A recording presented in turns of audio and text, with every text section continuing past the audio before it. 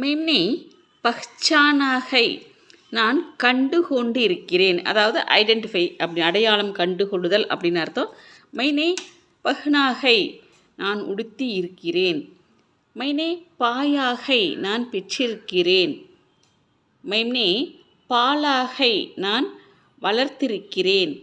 மைனே பீட்டாகை நான் அடித்திருக்கிறேன். மைனே பியாகை நான் குடித்திருக்கிறேன். மைனே பீசாகை நான் அரைத்திருக்கிறேன். மைனே புகாராகை நான் அழைத்திருக்கிறேன். மைனே ஃபேங்காகை நான் எரிந்திருக்கிறேன்.